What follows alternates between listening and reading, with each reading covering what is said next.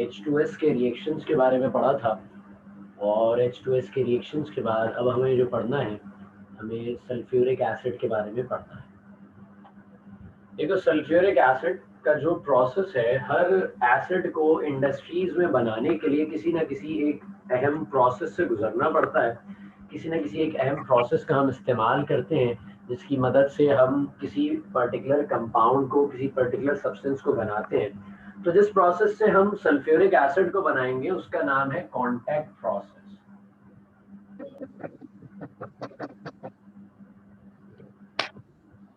सही में, तो उसका नाम है कॉन्टैक्ट प्रोसेस। और हमारी डिजायरेबल चीज क्या होगी, जो चीज हमें चाहिए वो क्या है?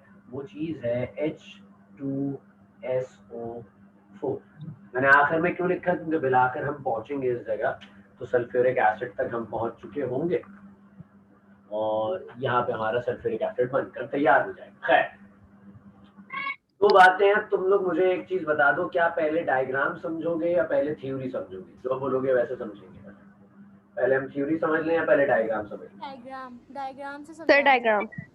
सर डायग्राम से समझे मतलब थ्योरी नहीं देखोगे? सर डायग्राम से थ्योरी समझ आ जाती है, पहले डायग्राम बताएं। अरे अक्लमंद नहीं है। चलो पहले डायग्राम देख लेते हैं। आ जाओ। सबसे पहले हमारे पास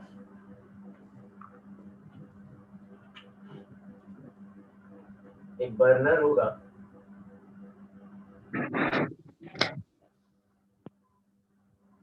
एक बर्नर हम अपने पास यूज करेंगे, और इस बर्नर को नाम दिया जाएगा पायराइट बर्नर। सही है। अच्छा, इस पायराइट बर्नर के अंदर हम दो चीजें कर सकते हैं।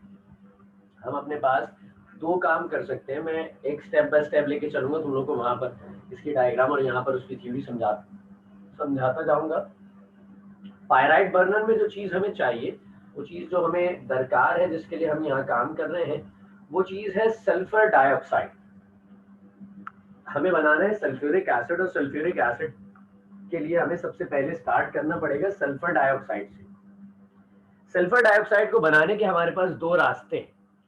सल्फर डाइऑक्साइड बनाने के हमारे पास दो रास्ते हैं। एक सबसे आसान रास्ता होता है, और फिर हमारे पास जो है वो एक थोड़ा सा टफ रास्ता हम कंसिडर करते हैं। तो यहाँ पर जरा साथ साथ देखते हुए चलिए।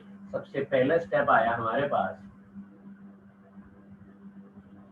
Oxidation of sulphur slash pyrite. अब ये पायराइट जो है, ये कौन सा पायराइट है? ये आयरन पायराइट है। कौन सा है भाई? ये आयरन पायराइट है जो हम इस्तेमाल करेंगे। दो बातें हैं। कहा गया ऑक्सीडेशन ऑफ सल्फर कर लो। हमारे पास एक सिंपल कंपाउंड होता है जिसका नाम होता है सल्फर। अगर मैं उसे हीट करता हूँ, माइक बंद रखो यार। अगर मैं उसे हीट करता हूँ ऑक्सीजन की मौजूदगी में, so it will get a substance which is the sulfur dioxide, which is the sulfur dioxide. अगर मैं सल्फर को हीट करता हूँ in the presence of oxygen, so I'll get the sulfur dioxide which is normal, which is very much normal. अच्छा, अगर मैं यहाँ पर सल्फर को हीट नहीं करना चाहता, तो मेरे पास एक और रास्ता क्या है जो पायराइट का है? वो है मेरे पास, इसका माइक खुला हुआ है ऑन। अल्लाह की वली, अल्लाह का वली है, इसका माइक बंद नहीं हो रहा भाई। माइक बंद रखो यार।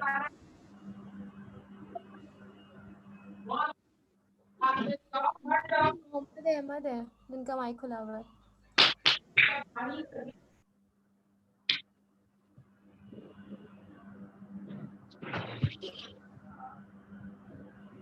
चलो क्या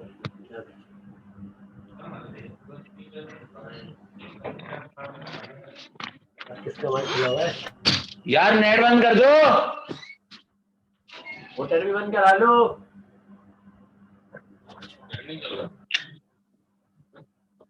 यूट्यूब चला के देखूं, चल रहा नहीं चल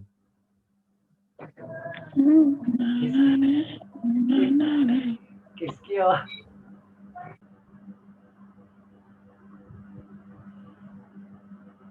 दोनों रिएक्शंस हम अपने सामने देख रहे हैं। दोनों रिएक्शंस में मेरे पास प्रोडक्ट क्या बन रही है? मुझे कोई बताएगा?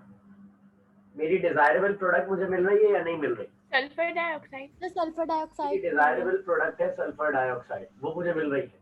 अब आप में से कोई मुझे ये बताएगा कि इन दोनों में से कौन सा प्रोसेस करना चाहिए? कौन सा प्रोसेस हमारे लिए ज्यादा हेल्पफुल रहेगा? सर पहला वाला। फर्स्ट वाला। फर्स्ट वाला, ऐसी है, फर्स्ट वाला हमारे लिए बहुत ज्यादा हेल्पफुल रहेगा। नहीं, देखो क्यों। हमारे पास यहाँ पे सल्फर के 1 मोल को लेकर 1 मोल सल्फर डाइऑक्साइड बन गया, सिंपल फिनोमेना। 1 मोल सल्फर लिए 1 मोल सल्फर डाइऑक्साइड बन गया। लेकिन यहाँ पर मैंने 4 मोल्स लिए थे FeS2 यानी कि आयरन पायराइड के, और मेरे पास सल्फर डाइऑक्साइड के कितने मोल्स बने हैं? 8 मोल्स बने हैं। ज्यादा प्रोडक्शन किसमें हो रही है? ज्यादा प्रोडक्शन किसमें हो रही है बताओ? ज्यादा नीचे वाले में। हमारे सेकंड स्टेप में हो रही है। तो हम इसमें यही करेंगे भाई कि हम सेकंड स्टेप मगर प्योर वाला तो फर्स्ट में मिलेगा। क्या चीज प्योर मिलेगी? I am not saying that कि यहाँ पे प्योर वाली बात है। प्योर तो इधर भी नहीं होगी, इधर भी नहीं होगी। आसान अल्फाज में बताओ, प्योर दोनों में से किसी जगह होगी नहीं, क्योंकि हम इस्तेमाल कर रहे हैं ऑक्सीजन। और ऑक्सीजन आपने ये लैब के अंदर बनाई हुई ऑक्सीजन नहीं है जो कि खासी साफ सुथरी ऑक्सीजन हो। ये आपने हवा से पकड़ ली ऑक्सीजन, हवा से इस्तेमाल किया, तो इसके अंदर तो इम्प्योरिटीज वैसी नहीं। अगला स्टेप हमारा वैसी जो प्योरिफिकेशन और क्लीनिंग का है वही होगा। तो दोनों सूरतों में हमारे पास इम्प्योर सल्फर डाइऑक्साइड बनेगी, ये तो लाजिम है, ये तो बिल्कुल लाजिम है। ये पायराइड बर्नर होगा। इस पायराइड बर्नर में हम ऐड क्या कराते हैं? हम ऐड कराते हैं सल्फर या फिर FeS2 ऐड कराते हैं। और ऐड कराने के बाद हमारे पास एक चीज तैयार होती है। हमारे पास, मैं FeS2 का रिएक्शन लिख रहा हूँ आपके पास, और अनबैलेंस इक्वेशन बता रहा हूँ आपको मैं। ये Fe2O3 बना और साथ साथ SO2 बना। SO2 हमारे पास बन चुका है। जो चीज हमें चाहिए थी, which is the desirable product for us, sulphur dioxide. ये हमारा सबसे ज्यादा डिजायरेबल प्रोडक्ट था, जो हमें दरकार था, जिस चीज की हमें ख्वाहिश थी। अब चूंकि हमारे पास इस स्टेप के अंदर ये जो सल्फर डाइऑक्साइड बना है, इस सल्फर डाइऑक्साइड से आगे हमें जाना है और हमें पहुंचना है सल्फर ट्राइऑक्साइड पे। हमें पहुंचना है सल्फर ट्राइऑक्साइड पे। सिंपल एक फिनोमेना से सल्फर ट्राइऑक्साइड पे पहुंचने का। आप कीजिए ये कि आप सल्फर डाइऑक्साइड के अंदर और ऑक्सीजन को ऐड करा दीजिए, यानी कि मोर ऑक्सीडेशन रिएक्शन करा दीजिए सल्फर डाइऑक्साइड का, so you will get the sulphur trioxide. लेकिन ऐसा पॉसिबल नहीं हो सकता। कोई बताएगा क्यों? मैंने अभी आपको एक रीजन दिया इसका।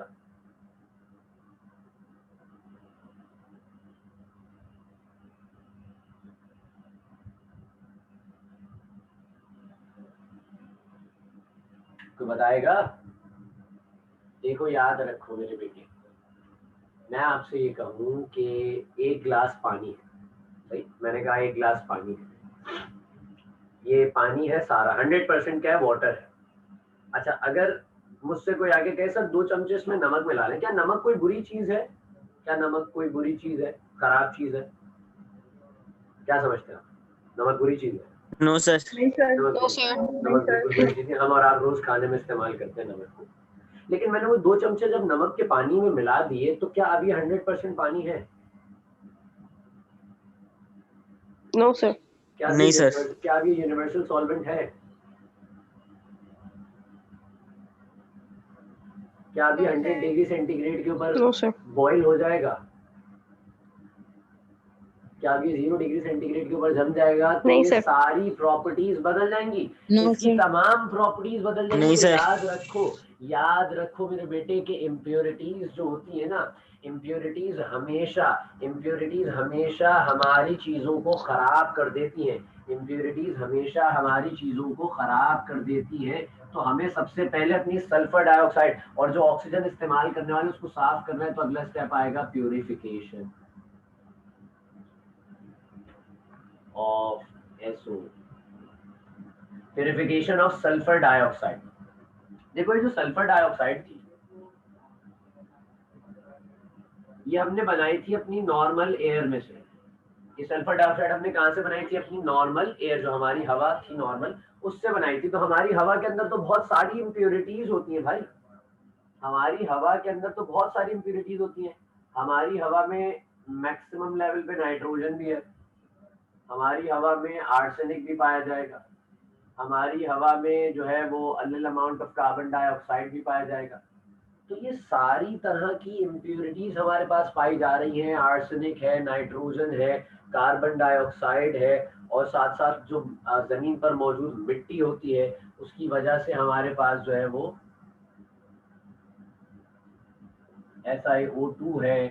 ऑक्सीजन गैस तो चलो काम की है ना हमारे, लेकिन फिर भी इस चीज में चूंकि मौजूद है, मिक्स है, इस वजह से हमारे पास ऑक्सीजन का जिक्र इस तरह से आ रहा है।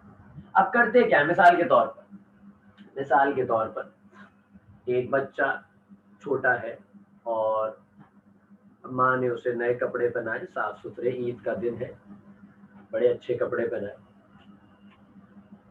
बच्चा है, बाहर गया खेलने कूदने, खेला कूदा, गिर गया, गिरा, फिर उठा, खेला कूदा, सारे सफेद कपड़े हो गए गंदे।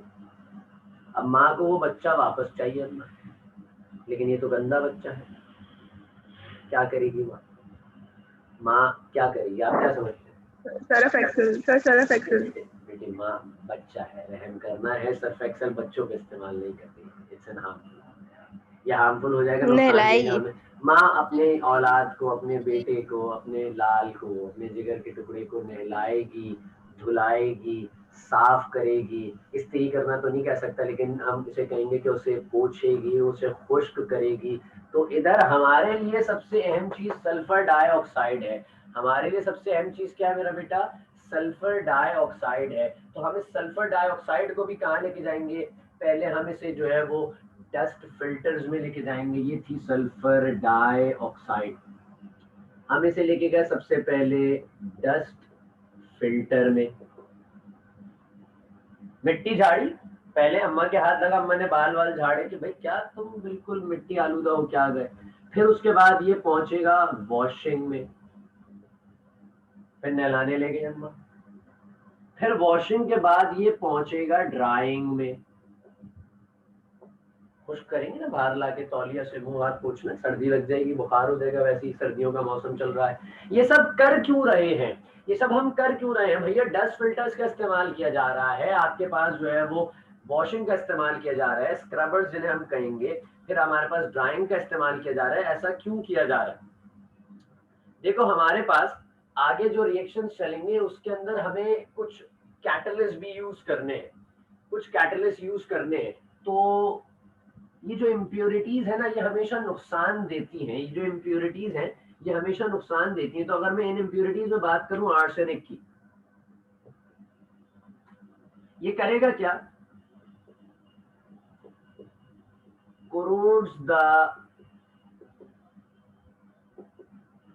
catalyst to make it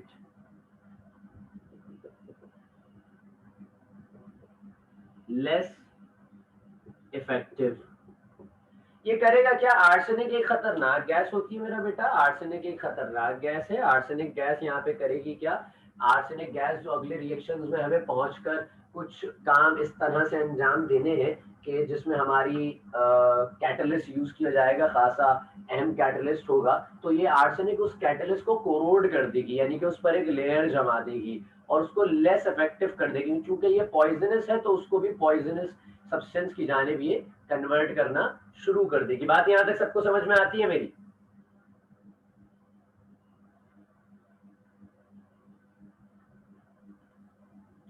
फिर जी सर। ये जो हमारे पास बाकी गरीब बचे, ये जो क्या थे, कीचड़ के धब्बे और जो है वो बाइक के ऑयल के धब्बे, मिट्टी तो माँ ने साफ कर दी। तो ये क्या थी? ये इम्प्योरिटीज क्या कर रही थी? Other impurities make the yield slow and less। जो हमें आगे जाकर सल्फर ट्राइऑक्साइड बनानी है, सल्फर ट्राइऑक्साइड बनानी है, उसे कम कर देंगी। उसकी यील्ड, उसकी प्रिपरेशन, उसकी जो हमारे पास प्रोडक्शन होनी है उस सल्फर ट्राइऑक्साइड की, उसे कम कर दिया जाएगा और साथ ही साथ उसको लेस कर दिया जाएगा। जो डस्ट फिल्टर्स थे, इन डस्ट फिल्टर्स में रिमूव होगी आर्सेनिक और बाकी सब जाकर रिमूव हो जाएंगे आपके पास इस वॉशिंग और स्क्रबिंग टावर में। आओ जरा डायग्रामेटिकल व्यू में इसको समझते हैं कि क्या होगा आगे की जाने।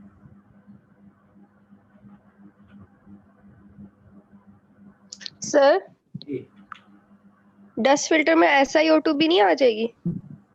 डस्ट फिल्टर्स के अंदर सल्फर सिलिकॉन डाइऑक्साइड है। सिलिकॉन डाइऑक्साइड गैसियस फॉर्म में, सबसे पहले हम डस्ट फिल्टर्स के अंदर मॉलिक्यूल्स को नीचे की जानिब बिठाएंगे, मतलब मॉलिक्यूल्स को हम जो है वो डस्ट फिल्टर्स में एयर ब्लो करते हैं ताकि जितनी चीजें होती हैं वो रिमूव हो सकती हैं वो एयर ब्लो से रिमूव हो जाए। फिर वॉशिंग में वाटर वेपर्स गिराएंगे। तो सिलिकॉन डाइऑक्साइड में से ये नहीं है कि पूरी सारी आर्सेनिक तो मतलब ये मेजॉरिटी, कुछ सब्सटेंसेस जो है वो रिलेट करके भी साइड में निकल जाते हैं। मतलब आप मिसाल के तौर पर जो है वो मैं इसकी एग्जांपल आपको ऐसे दूं कि मिसाल के तौर पर आप आस्तीन धोने गए थे, आप आस्तीन धो रहे थे और धोते धोते पानी जो है बहते बहते यहाँ आ गया कोनियों तक और आपकी कोनियां भी गिरी हुई। तो आप काम यहाँ कर रहे थे, मेजर पर्पस यहाँ था, लेकिन चूंकि वो कनेक्टेड एरिया था तो यहाँ पर भी आ गया। ये सारी इम्प्योरिटीज होंगी। ऐसे नहीं कि आर्सेनिक को पकड़ के ले जाया जाएगा डस्ट चेम्बर्स के, भैया तुम आओ तुमने निकलना है, या नहीं होगा। कुछ चीजें रिमूव होंगी, सिलिकॉन डाइऑक्साइड का भी कुछ प्रोपोर्शन इसमें से रिमूव हमारे पास हो जाएगा, लेकिन जो मेजर बचता है सारी इम्प्योरिटीज के लिए वो हम कहते हैं वॉशिंग एरिया। फिर हमारे पास एक नेक्स्ट पोर्शन आएगा जिसे हमने नाम दिया डस्ट चेम्बर का, और इस डस्ट चेम्बर के अंदर आपके पास डस्ट को रिमूव किया जाएगा। फिर आगे की जानिब बढ़ेंगे, फिर हमारे पास एक और चेम्बर आएगा। अभी मैं सेकंड स्टेप की जानिब हूँ, ये सेकंड स्टेप ही चल रहा है मेरा। यहाँ मेरे पास आएगा स्क्रबर्स, मतलब रगड़ाई होगी, नहलाएंगे धुलाएंगे जिसे हम कहते हैं। तो स्क्रबर्स के अंदर आपके पास ये वाटर वेपर्स को ऊपर से पास कराएंगे हम, जिसमें वाटर वेपर्स की वजह से बहुत सारी इम्प्योरिटीज नीचे की जानिब बैठती चली जाएंगी स्क्रबर्स और वॉशिंग एरिया में। फिर बिलाकर हम पहुंचेंगे ड्राइंग में। ड्राइंग के अंदर हम अपनी गैस को ड्राई करेंगे, खुश्क करने की कोशिश करेंगे। अच्छा, अब यहाँ पे है क्या कि ये जो सल्फर डाइऑक्साइड थी नॉर्मली, ये हमारी सल्फर डाइऑक्साइड ड्राई तो हो गई। अब ड्राई करने के लिए इसको करना क्या है, ड्राइंग टावर में हम सल्फ्यूरिक एसिड लेंगे, कंसेंट्रेटेड सल्फ्यूरिक एसिड, उसका छिड़काव कर देंगे इस पे। कंसेंट्रेटेड सल्फ्यूरिक एसिड लेंगे और उसका छिड़काव कर देंगे। यहाँ तक की चीज कॉपी कर ली है सबने, क्योंकि मैं इसे रब करूंगा। जी सर। सब कॉपी कर लिया होगा यकीनन आपने। मैं रब करने जा रहा हूँ। हम क्या कह रहे थे कि भैया आखिर में जो ड्राइंग टावर है हमारा, उस ड्राइंग टावर में हमारे पास होगा क्या कि हम ऊपर से कंसेंट्रेटेड सल्फ्यूरिक एसिड को स्प्रे कराएंगे।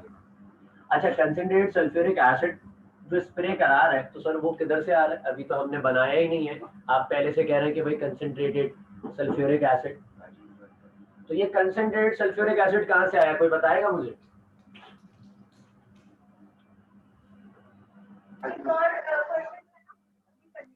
सर ये कंटिन्यूअस प्रोसेस हो रहा होता है ना, तो इससे पहले जो बना होगा। मैं कह रहा हूँ जिंदगी में पहली बार सल्फ्यूरिक एसिड बन रहा है, वो हम बना रहे हैं।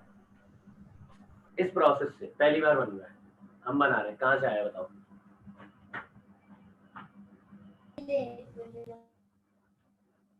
सर तो हम इसमें as a raw material use करेंगे, मतलब हमने इसमें बनाया नहीं होगा। आया किधर से, अफसा किधर से आया, ये पूछो।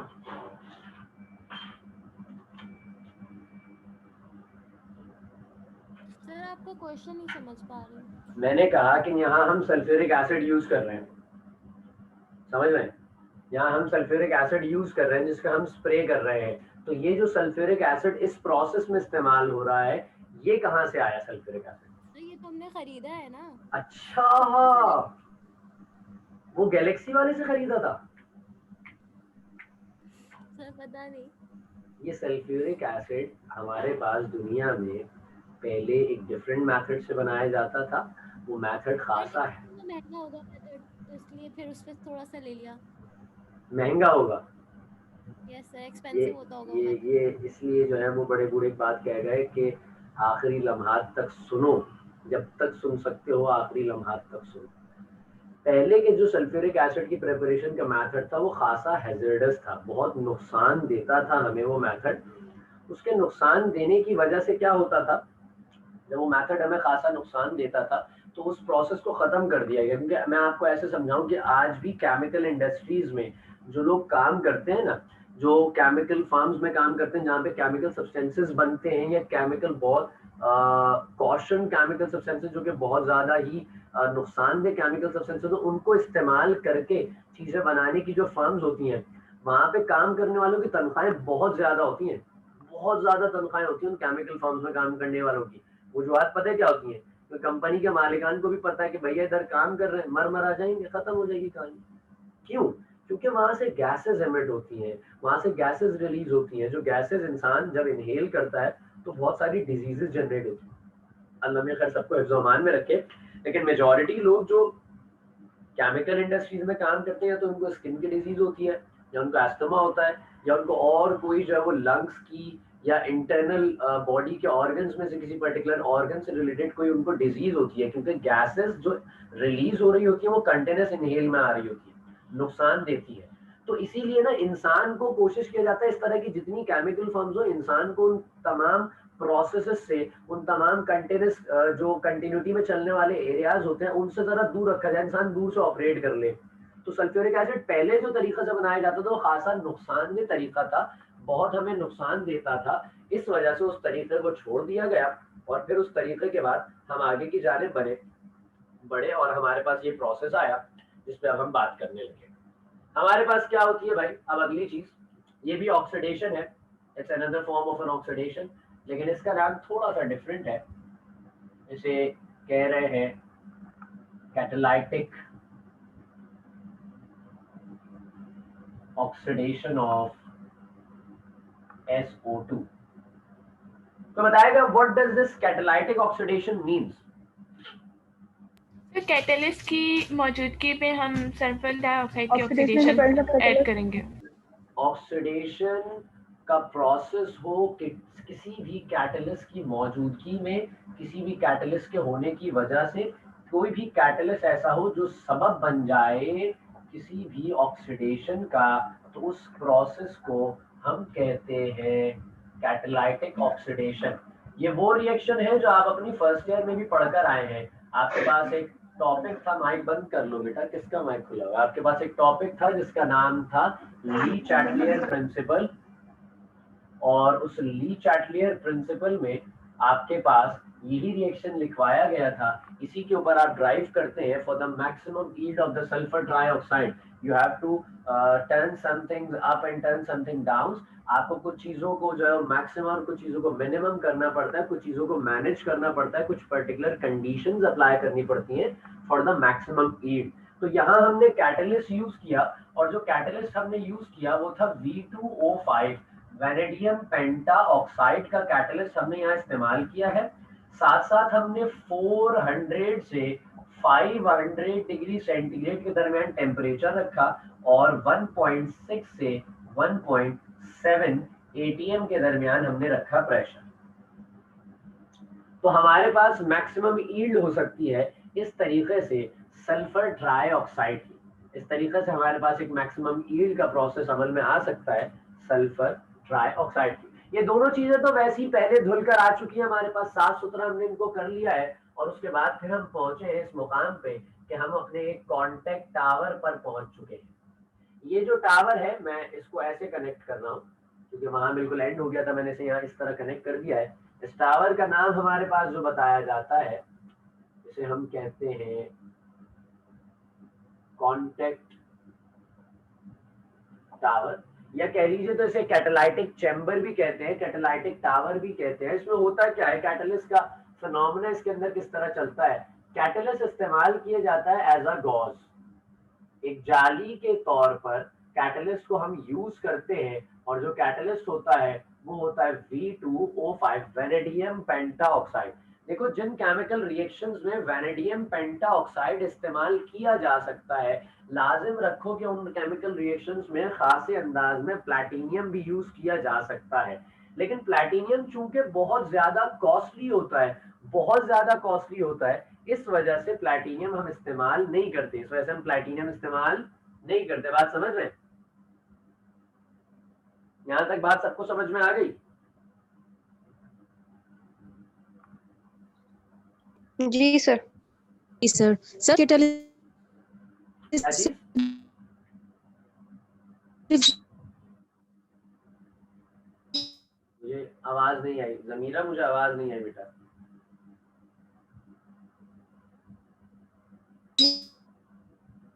जमीना मैसेज कर दो, तुम्हारी आवाज नहीं आ रही बेटे। तुम नेट का शायद मेरे इशू चल रहा है या तुम्हारे नेट का प्रॉब्लम है कुछ, लेकिन जो है वो हमारे पास आवाज सही से आ नहीं पा रही है। यूज होगा। कैटलिस्ट क्यों यूज होगा? मुझे आखिर में सिर्फ इतना ही समझ में आया, माजरत चाहूंगा। रेट ऑफ रिएक्शन को बढ़ाने के लिए। मेरा मैसेज कर दो मेरा बेटा, मुझे बिल्कुल माजरत चाहूंगा, मुझे आवाज नहीं आ पा रही। अगर किसी कोई मैसेज पढ़े तो मीरा का, तो मुझे क्वेश्चन बता देना क्या करना चाह रही हो। सही है। देखो हमारे पास कहानी में क्या है,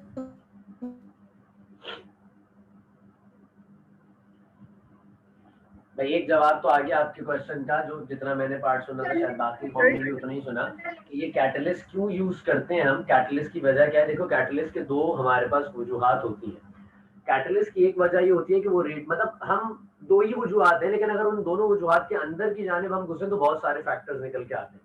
दो वजूहात क्या है, एक कि सर वो कैटलिस्ट जो है वो रेट ऑफ रिएक्शन को फास्ट कर देगा, एक रेट ऑफ रिएक्शन को स्लो कर देगा। दूसरा, अगर फास्ट या स्लो, फास्ट की मैं बात करूँ ना, तो अगर हम इस तरह वायर गॉज यूज करते हैं, उसकी वजह क्या होती है? उसकी वजह ये होती है कि हम चाहते हैं कि ये सब्सटेंस, ये जो कैटलिस्ट है, ये रिएक्टेंट्स, जितने रिएक्टेंट्स हैं उनको एक दूसरे, अक्सर और बेशतर हम वायर गॉज का इस्तेमाल उस वक्त करते हैं जब हमें किसी चीज को एब्जॉर्ब कराना होता है। जब हमें किसी चीज को एब्जॉर्ब कराना होता है तो हम इस्तेमाल करते हैं वायर गॉज, और हम चाह रहे हैं टोटली कि ये दोनों चीजें एक दूसरे के साथ रिएक्ट कर जाए, सल्फर डाइऑक्साइड और सल्फर ट्राइऑक्साइड एक दूसरे के साथ रिएक्ट कर जाएं, तो रेट ऑफ रिएक्शन इसी तरीके से तेज हो जाएगा हमारा। बात समझते हैं आप मेरी? यहाँ तक बात सबको क्लियर होती है? जी सर। अब देखो कहानी में हुआ क्या कि हमने कांटेक्ट टावर के अंदर टेम्परेचर भी कहां तक ले गए, 400 से 500 डिग्री सेंटीग्रेड तक हम ले गए अपना टेम्परेचर। 1.6 से लेके 1.7 ATM एटमॉस्फेरिक प्रेशर तक हमने प्रेशर भी कर दिया। टेम्परेचर बहुत ज्यादा है, टेम्परेचर जो है वो बहुत ज्यादा है, यानी कि यहाँ से जो टेम्परेचर निकल रहा है वो है 500 डिग्री सेंटीग्रेड। अच्छा, ये सारे जो हमारे पास चेम्बर्स हैं, pyrite burner, dust chamber, scrubber, drawing, क्योंकि खासा एक स्ट्रॉन्ग एसिडिक ऑर्डर वाला सब्सटेंस हम जनरेट कर रहे हैं, जो बिलाखिर निकलेगा वो तो प्योर एक कंसंट्रेटेड एसिड है, जिसका दूसरा नाम किंग ऑफ केमिकल्स है। तो उसकी तो एसिडिटी बहुत ज्यादा ही होनी चाहिए, वो एसिडिक नेचर उसका ज्यादा होगा। लेकिन बाकी जगहों को भी हम कंसिडर करते हुए इस मुकाम पर पहुंचे कि हमने ये सारे जितने सिलेंडर्स थे, इसमें आयरन एंड स्टील का इस्तेमाल करा हमने इनको प्रिपेयर करने के लिए। इन तमाम को प्रिपेयर करने के लिए हमने इस्तेमाल किस चीज का किया है? आयरन और स्टील का हमने इस्तेमाल किया है। इन पूरे जो जितने चेम्बर्स हैं इनको बनाने के लिए आयरन और स्टील का इस्तेमाल किया। अच्छा, आयरन और स्टील का इस्तेमाल कर रहे हैं सर, ये जो पाइप्स लगे हुए हैं जिनकी मदद से ये चीज आगे बढ़ रही है, तो हम ये बात जानते हैं। मैं एक छोटी सी मिसाल से समझाऊं आपको। अभी सर्दियां चल रही हैं हीटर जिन लोगों के घर पर होगा वो ये बात जानते हैं कि जब हम हीटर से जो पाइप आ रहा होता है ना नल तक, वो हमेशा स्टील का होता है।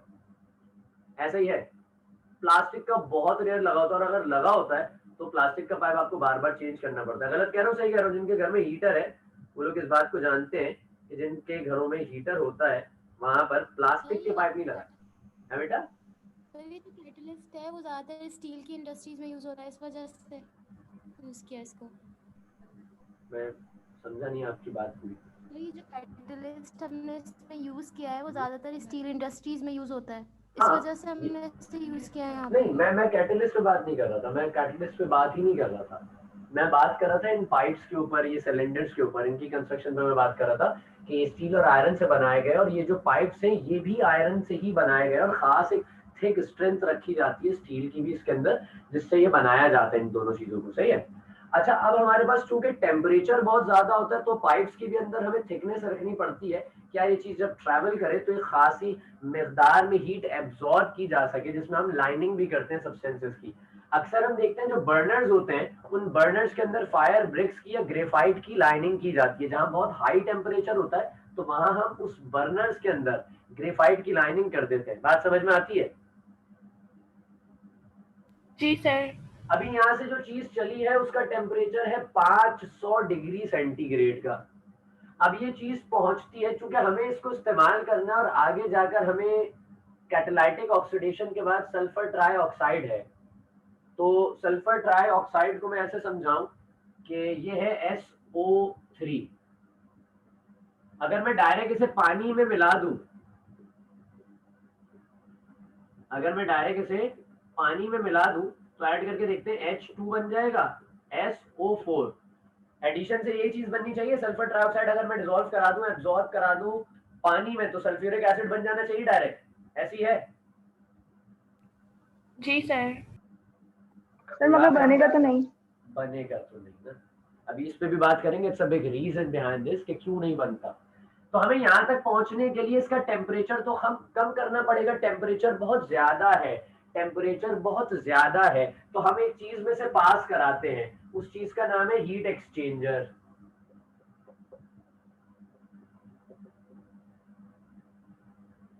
हीट एक्सचेंजर, इसमें हम इसे पास कराते हैं, और जब ये पास होकर बाहर की जानिब निकलती है, यानी कि अगले हमारे टावर की जानिब जब ये चलेगी,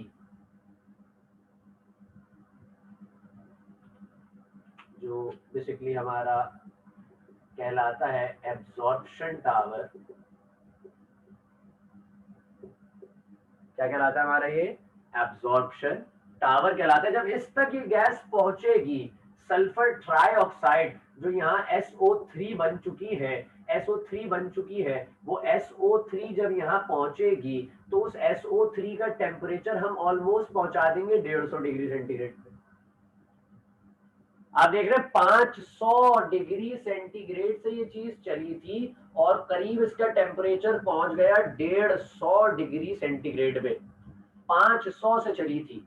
हीट एक्सचेंजर बना होता है, एल्यूमिनियम इस्तेमाल करते हैं हीट एक्सचेंजर के अंदर ना, बेसिकली ग्रेफाइट और एल्यूमिनियम को भी हम इस्तेमाल करते हैं। यहाँ एल्यूमिनियम का यूज किया जाता है, जो हीट को अपने अंदर एब्जॉर्ब करते जाते हैं, उस सब्सटेंस को अपने अंदर से पास होने देते हैं और आहिस्ता आहिस्ता उसके अंदर जितनी अमाउंट ऑफ हीट होती है वो अपने अंदर एब्जॉर्ब कर लेते हैं। बात यहाँ तक समझ रहे हैं मेरी? जैसे इसकी एग्जाम्पल बेहतरीन मेरे जहन में आ रही है, सर्दियां चल रही हैं, सर्दियों के बिल्कुल मामले से रिलेटेड मेरे जहन में एक एग्जांपल आ रही है, लिहाफ। लिहाफ ओढ़ते हैं सब? नहीं ओढ़ते लिहाफ? कंबल? जी सर। जी सर। बेटे क्या मतलब इसमें देसी लगोगे, पाकिस्तानी लगोगे बहुत? लिहाफ नहीं, लिहाफ ब्लैंकेट, वी यूज ब्लैंकेट। बेटे लिहाफ ही कहते हैं उसको, लिहाफ। मैं बात करूं, हम जो है वो लिहाफ की बात कर रहे थे, मोटा वाला रुई वाला, अक्सर बड़े बूढ़े इस्तेमाल करते हैं, खासकर आज के बच्चों को तो नहीं, गर्मी लगने लगती है उसमें। उसकी वजह क्या है मैं तुम्हें समझाऊं। वो हम लिहाफ जब ओढ़ लेते हैं, सर्दी बहुत चल रही है, शदीद सर्दी चल रही है ना, लिहाफ ओढ़ लिया, अब सर्दी लग नहीं रही, तो भैया क्या फिनोमेना है, वो भी तो कपड़ा ही है, तो लिहाफ के कपड़े बना लो फिर। नहीं तो उसमें सर्दी क्यों नहीं लग रही? नॉर्मल चादर ओढ़ने में सर्दी लग रही है, 4 चादरें ओढ़नी होती हैं मोटी होकर, लेकिन उसमें अभी भी सर्दी लग रही है। लिहाफ में डायरेक्ट एक लिहाफ में सर्दी नहीं लग रही, वजह क्या है? वो एक लेयर है, हीट उससे बाहर नहीं निकल रही, हीट उस सब्सटेंस से क्या हो रही है, बाहर नहीं निकल रही। आपके एक ह्यूमन बॉडी है, उसके अंदर हीट है, वो ह्यूमन बॉडी उस एक कवर के अंदर, एक केस के अंदर चली गई। अब जो अमाउंट ऑफ हीट है वो अंदर ही है, वो अमाउंट ऑफ हीट का है अंदर ही है। अगर आपने कोई उसको एरिया दिया हुआ है, अक्सर लोगों की एक आदत और अतवार में से होता है एक पैर बाहर निकाल लेने का, तो अगर आपने उसको जगह दी है तो फिर वहां से जो है वो ठंडी हवा अंदर आएगी और आपका जो यहाँ पर टेम्परेचर आप जनरेट कर रहे हैं अपनी बॉडी की बिना पर, वो टेम्परेचर मेंटेन नहीं रह पाएगा। तो यहाँ पर क्या चीज है, अगर मैं इसके बरक्स इस्तेमाल करूं पैराशूट का कपड़ा, आपकी जगह मैं बात करूं पैराशूट के कपड़े की, तो वो एक बेहतरीन हीट एक्सचेंजर बन जाएगा। आपकी बॉडी की हीट निकलकर बाहर जाती रहेगी और बाहर से ठंडी हवा आती रहेगी आपके पास, हीट एक्सचेंज करता जा रहा है, आपकी बॉडी की हीट रिलीज होती जा रही है। बात ऐसा होता है या मैं गलत कह रहा हूँ? पैराशूट का कपड़ा अगर आपने देखा हो, नहीं देखा? जी सर ऐसे ही होता है। जी सर ऐसे ही होता है। मैंने कहा शायद मैं कोई ऐसी अनोखी मिसाल दे रहा हूँ आज तुम लोगों को समझ नहीं आ रही जो। तो भैया यहाँ पर हीट एक्सचेंजर में वो एल्यूमिनियम काम ही ये कर रहा था। एल्यूमिनियम से एक और मिसाल ध्यान में आ गई, ब्रोस्ट की। मुझे ब्रोस्ट को रख दिया जाता है एल्यूमिनियम फॉइल में लपेट के, अक्सर शादियों में तो आजकल बॉक्सेस चल रहे हैं, तो बॉक्सेस के अंदर भी एक फॉइल में लिपटा हुआ पिक्के का टुकड़ा मिलता है। तो एल्यूमिनियम फॉइल काम क्या करता है कि अंदर की हीट को अंदर ही रहने देता है भाई, उसने रोक लिया। वो हीट सारी उसने रोक ली अपने अंदर, उस सब्सटेंस की हीट को रोक लिया। हम इस हीट एक्सचेंजर में से सल्फर ट्राइऑक्साइड को पास कर रहे हैं, उसके अंदर जितनी हीट है वो एब्जॉर्ब करता जा रहा है ये हीट एक्सचेंजर, और जब वो पास होती है तो वो एट वेरी लो टेम्परेचर पाई जा रही होती है, एट वेरी लो टेम्परेचर पाई जा रही होती है। अगर मीटिंग एंड होती है, टाइम हमारे पास 2 मिनट है, जब 1 मिनट रह जाए ना तो जो भी लैपटॉप से यूज करो मुझे फौरन बता देना, हम मीटिंग रीज्वाइन करा देंगे। खैर, अभी एब्जॉर्प्शन में पहुंचे तो मैंने कहा भाई सल्फर ट्राइऑक्साइड, इसको डायरेक्ट पानी में मिला दो, तो पानी में मिला के बन जाना चाहिए सल्फ्यूरिक एसिड, है ना। पानी में मिला के डायरेक्ट सल्फ्यूरिक एसिड बन जाना चाहिए, but it's not possible, it is not possible. कोई रीजन देगा मुझे कि ऐसा क्यों होता है, ऐसा क्यों नहीं हो पाता, हम पानी में सल्फर ट्राइऑक्साइड को एब्जॉर्ब क्यों नहीं करा पाते? सर ये पानी में डिसॉल्व नहीं हो पाएगी। सर हमने अभी पढ़ा है कि सल्फर इनसॉल्युबल है, सिर्फ अपने कंपाउंड में हो सकती है। और सर अगर हम इसको पानी में मिलाने की कोशिश करेंगे तो ये फ्यूम्स बन जाएंगी, प्रॉपर्ली सही से डिसॉल्व नहीं हो पाएगी। और चलो मीटिंग रीज्वाइन करते हैं, फिर इसका जवाब मैं खुद दूंगा। एक आध जवाब आ गया खासा, कि एक नेचर का जवाब आ गया, एक उस पर ये बात आ गई कि सर ये डिसॉल्व होगी लेकिन जो है वो मामला इसके कुछ सेटल डाउन हो नहीं पाएंगे। जरा रीज्वाइन करते फिर बात करते हैं आगे जल्दी से।